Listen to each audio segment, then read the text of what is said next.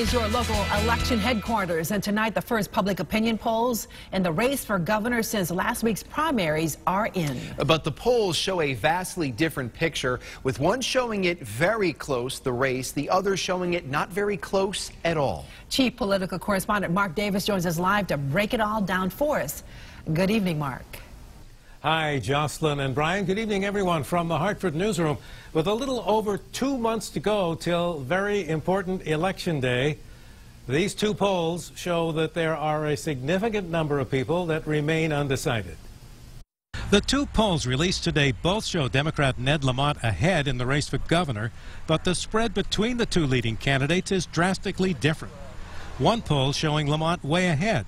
The prestigious Quinnipiac University poll shows Lamont ahead by double digits at 46% to Bob Stefanowski's 33%. Quinnipiac interviewed about 1,000 likely voters via landlines and cell phones. Sacred Heart University and Hearst, Connecticut media interviewed 500 people who said they were going to vote, also via cell phones and landlines, and in that survey it was much closer, with Lamont at about 41% and Stefanowski at about 37%.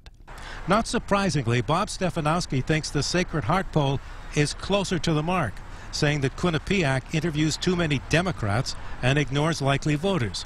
Lamont says he too thinks the Sacred Heart poll is closer to what's going on. I'm a conservative, so I think I'll look at the Hearst poll.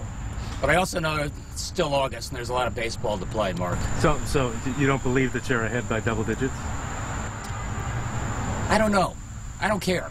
The Quinnipiac poll also found that Stefanowski's trying to tag Lamont as a warmed-over Dan Malloy, and Lamont's trying to tag Stefanowski as a Donald Trump wannabe will not work with Connecticut voters. For most voters, it's not about Trump and it's not about Malloy. That's what we found when we asked them how those politicians would affect their vote. Now, the Quinnipiac poll also found that the central theme of Republican Bob Stefanowski's campaign, that is repeal of the state income tax, is facing some skepticism. About half of those who were surveyed said they'd like to see the income tax abolished, but only about a third think it's actually possible. Live from the Hartford newsroom, Mark Davis, News 8.